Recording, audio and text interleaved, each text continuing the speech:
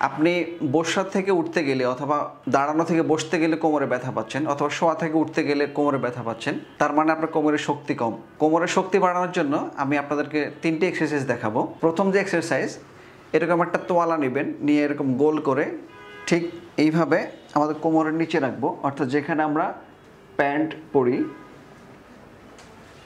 এইখানে রাখবো।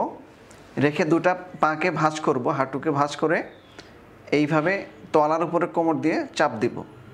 চাপ দিয়ে 10 সেকেন্ড ধরে রাখবো, দেন ছেড়ে দিব। এই ব্যায়ামটি 10 বার করে দিনে 3 বার করবেন।